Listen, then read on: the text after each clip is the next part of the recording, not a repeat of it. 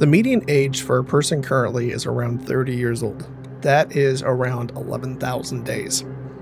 The oldest verified person to ever live was a lady from France who lived to be over 122 years old. She lived for roughly 44,700 days and is someone who, in a quantifiable way, has experienced more of being than anyone else in modern recorded history.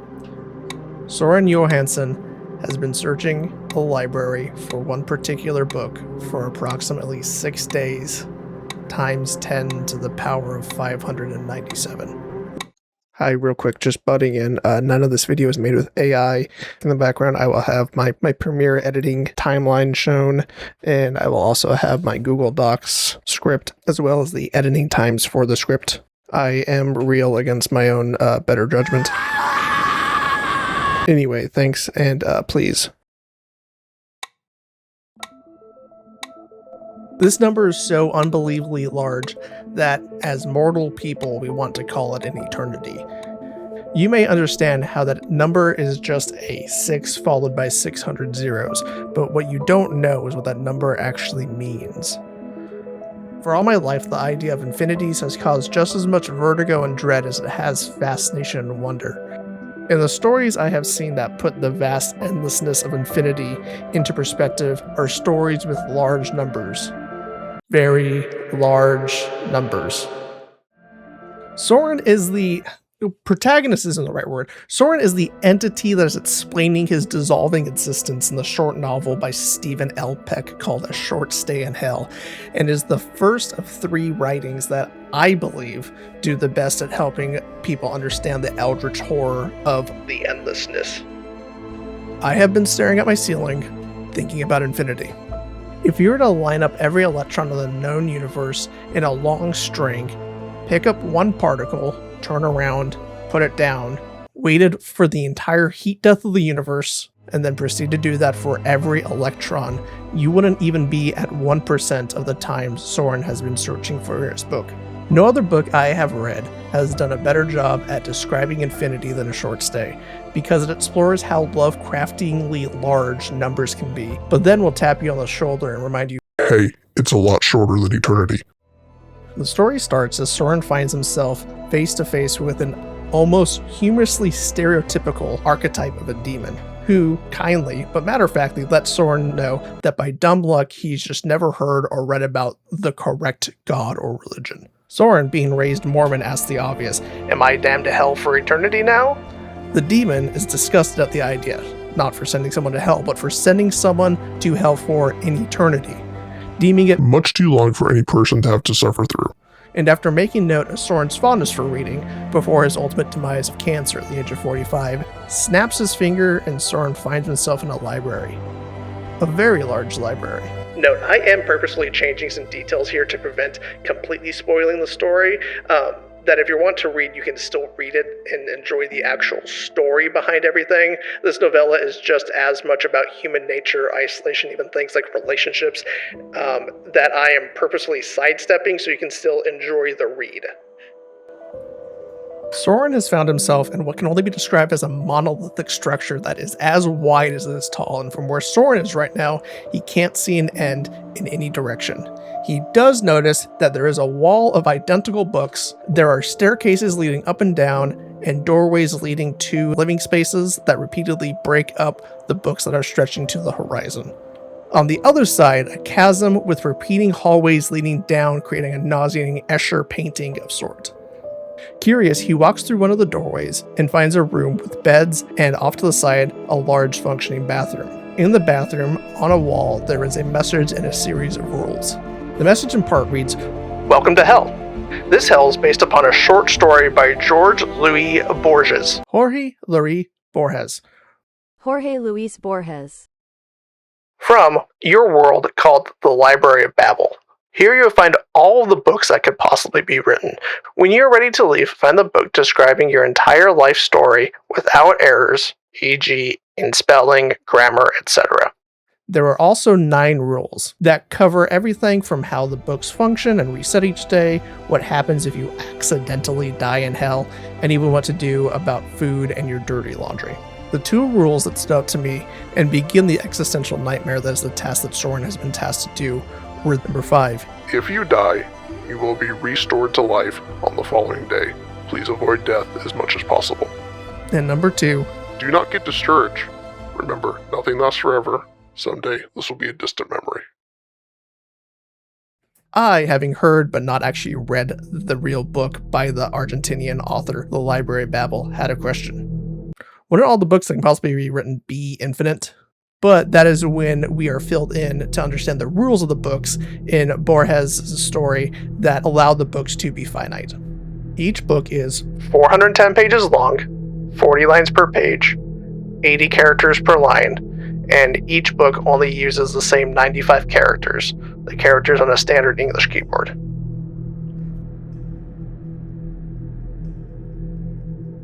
The absurdity of the issue is starting to sink into Soren. Soren's body, upon entering Hell, was fixed to be as healthy as he's ever felt, estimating that he looks around 25, well-toned, teeth fixed, cancer gone. Soren, trying to get a better understanding of the library, decides he will run until he's arrived at one end. At least that way, he has some concrete start and is honestly just excited to have a healthy young body again. As Soren is running, he estimates that he is sustaining about a 7-minute mile. The new body is doing a great job, but at the end of the day, he still needs food and sleep.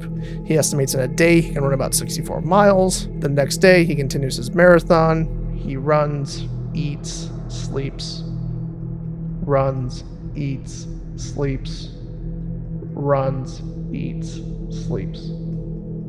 He stops after running 3 weeks, covering about 1,400 miles, which is running from the furthest point east in Texas to the furthest point west in Texas, and then back again. Nothing has changed. Chapter 3 is titled Year 1145. Days 4 times 10 to the power of 5. Human terminal velocity is 120 miles per hour. Soren is doing this math in his head on top of one of the protective guard railings on the side of the chasm opposite the bookshelves. After all, the rules do say he'll return back to normal the next day if something happens. Time to be efficient. 10 days later, Soren begins to lose consciousness after breaking what feels like half the bones in his body, using his own clothes to craft a makeshift windsuit to slam his body into the gaps between the floors in the library. Unfortunately for him, is survivable at terminal velocity. Turns out falling for over a week won't end you, but it will make you very thirsty and very hungry in hell. And 30,000 miles does seem like a solid start to the bottom. For reference, the Earth is just under 8,000 miles across. The numbers in the story begin to grow at an astronomical rate at this point. By the end, you do learn the exact number of books and the estimated size of the library. And you will have to read the book to find out the things I've kept secret and the true size of this hell. But please pick up this short 100-page book wherever you can. It is an amazing and very compact read. I do think this passage at the beginning of the book does summarize it best, as Soren is looking down the chasm during one of the first days he's in the library. I used to be afraid of heights, but this looks even beyond my fear. It looks like it goes on forever. Maybe it does. I was wrong, of course. It does end. There is a bottom, but forever would have been a better word. Forever and ever would hardly have described it. Infinity is even too small a word to describe the vastness of the distance to the bottom. But I've stood upon the bottom floor. The human mind cannot comprehend what it took to reach, but I've been there. In terms of mathematics, Soren is still closer to the median age of Earth than he is to infinity. I've got the blues, I feel so lonely. Blame is a 1997 manga by Tsutomu Nihei that follows the wayfaring loner Kili or Kiri through a megastructure that is taking up a vast majority of the entire solar system. Blame exists in the cyberpunk future where humanity designed robots to build and expand. These robots, called builders, are the engines that drive the expansion forward. And then humanity lost the keys to turn them off. The city is where the Aurelian eyes of Big Brother are being operated by the AM supercomputer from I Have No Mouth and I Must Scream. To be more accurate, the size of the city is estimated to be the size of Jupiter's orbit, with an estimated diameter of 1 billion miles, and Nihei does an amazing job of showing and not telling. Keeley has been working outwards trying to find someone with the net terminal gene, a specific genetic marker that allows a human to connect to the net sphere that controls and can stop the derailed freight train that are the Builders. Well, the safeguards too. The Builders are being controlled by a seemingly hallucinating AI that was told to keep building till us humans tell you to stop, and now it will continue at all costs, not only prowling and surveilling each strata, but also slaying and slaughtering in order to cease any rebellion. The strata are the individual layers of the sphere that make up the city. You see, the Builders are having an issue. They've been repeating. These layers, like an onion, the strata Are like onions. They stink? Yes. No. are nigh near impenetrable and secluded hundreds of thousands of different human settlements, all now having developed differences in operations, appearances, and violence levels. The strata also mark where the general ecology changes.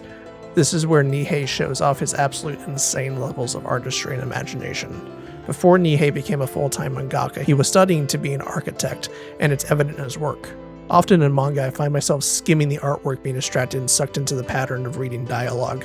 But Blame is the exact opposite. I will forget to read any and all words because I'm sucked into the beautiful minutia of the details of a freaking hallway. Also because frequently, only a few sentences will be littered throughout an entire chapter, but that's not a critique. The words at times feel like you can finally take a breath after being submerged in the seemingly infinite rooms, hallways, and jagged frontiers of the city.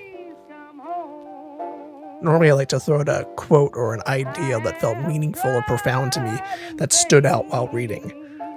But with Blame, I think the silence does a better job at describing the eternities of these city walls. When you left, you broke my heart. That will... What about when there is an infinity that you can see the end of? There were different kinds of infinities. In between whole numbers like 2 and 3, there were also an infinite amount of fractions called uncountable infinities, making the space between the numbers feel larger than the numbers that contain them. What if you knew where an infinity was contained? Maybe you knew the address of infinity. Maybe you just moved there with your family. Infinity. Localized entirely within your kitchen. Yes. There's a house on Ash Tree Lane whose 32-foot, 9 3/4-inch exterior walls holds an infinity and the chaos associated with it. Or maybe it was 32 and 10 inches. Will Navidson, known as Navy to his friends, has been staring at a tape measure redoing the same math in his head over and over, hoping he just miscalculated. The house him and his family moved into is a 1/4 inch larger in the interior than the exterior. After hours of rumination and his wife Karen reassuring him that it must just be an illusion of some sort, they start to notice something else bizarre, but Navy and Karen can't quite figure out what. They hear the 2 kids downstairs talking in the living room, but something is off. Why are their voices echoing? Navy runs down the stairs and sees a doorway on the exterior wall of his house that wasn't there before, a doorway leading into a concrete hallway that is too dark to see the end of. Karen that night is emphatic that Navy does not go down that hallway in their house. Don't go down that hallway. After all, this was the house they were going to fix their marriage. This is where we were supposed to get better. Where we were supposed to build a family. Karen and Navy had been fighting, mostly caused by Navy's building desire to go and document this anomaly in their living room. At this point, they had blocked off the hallway with as thick of a door as they could find and as many locks available at the local hardware store. Navy, after their fight with Karen, ostracized, full of self-pity and a few drinks, gives in to his deep desires, and while everyone is asleep, slowly and eagerly begins walking down and filming this hallway. He notes how confusingly this area seems to sap the warmth from his body. He says, "This hallway cannot be more than 70 feet long. That's it. Nothing else. No big deal." Except as Nivison swings around, he suddenly discovers a new doorway to his right. It was not there before. Entering the door, Navy thinks to himself, "This one's easily 100 feet, and it's getting colder now." After a number of different doorways leading to different hallways, Navy finally stops in front of a chamber much larger than the rest. It arcs high above his head and yawns into an undisturbed blackness. His flashlight finds the floor, but no walls, and for the first time, no ceiling. Only now do we begin to see how big the Navison's house really is. Navy, realizing how ill-equipped he is, begins hurrying back to the entrance, realizing on the way he is completely lost. He's not just lost, the walls have moved. This house is trying to. Only being able to find his way back through the echoes of his daughter's voice emanating from the walls themselves, getting louder as he gets closer to the exit. After escaping, Navy begins bringing in an entire team together to plot out his infinity. He personally rechecks, packs, and repacks all the tents, sleeping bags, thermal blankets, chemical heat packs, food, water, and first aid kits. Most of all, he confirms that they have ample amounts of neon markers, light sticks, 12 hours, ultimate high-intensity light sticks, 5 minutes, pulls a 4-pound, 3,100 yard. The Nihei exploration team is over-preparing for the next trek into the internal basement, with enough supplies to last 5 days without returning. They did not bring enough. After venturing into the newly named Great Hall, you can see the ceiling of the open area from Nihei's first exploration. With the gear, you can now see that the height reaches at least 500 feet tall and approaching a mile long. But there's now a new issue, the issue of the staircase. In the center of the Great Hall is a horrifying spiral staircase carved into the bleak, numbing grayness of the environment. The staircase is over 200 feet in diameter and spiraling down into nothing. After throwing flares down the staircase, all they see are flares dissolve into darkness and never hear the flares hit the floor. Some explorers begin having bizarre symptoms, experienced climbers needing to move away because of sudden vertigo, and after looking down the staircase having a sense that they were suddenly in a dream. Which is a real phenomenon. In the mid-60s, American cavers tackled the Sótano de las Golondrinas, or the basement of swallows, an incredible 1,092-foot hole in Mexico. As they descended, the cavers had a sensation of descending into an illusion and would soon become part of it as the distance became unreliable and entirely unreal. The insurmountable staircase causes the exploration group to return to the interior of the house. Well, that and the growl. A noise that seems to signify every time the basement makes an alteration, and the way the growl sound was approaching from up the staircase also appeared to be a good point to reassess the situation. And I'll leave you with another aspect of House of Leaves that I have been keeping from everyone. There is something happening to the book. I don't mean the pseudo-documentary Navy is making about his basement, I mean the book in your hands. Pages start losing their structures. Words appear through pages like windows into the next page. Sentences appear where they think they should appear on the page, just as the walls and the floors of the house change rapidly before your eyes. Characters began forming pictures just as much as they would form complete thoughts. Your understanding of what's going on dissolves with Navy's understanding of what's going on. A fully contained infinity is dancing before your eyes. Since your first day of school, books are structured in a way. There are rules, pages, sentences, words, and characters. Books are 410 pages long, 40 lines per page. But I guess there are an infinite amount of ways that you can format a book without rules. Or maybe there are just a lot of ways. Infinity feels like something we know but shouldn't. Like a two-dimensional being looking at a three-dimensional shape. It's almost as if we've learned something that is beyond us. The first sentence of House of Leaves feels like it describes someone being brushed against the infinite and what they would think. This is not for you.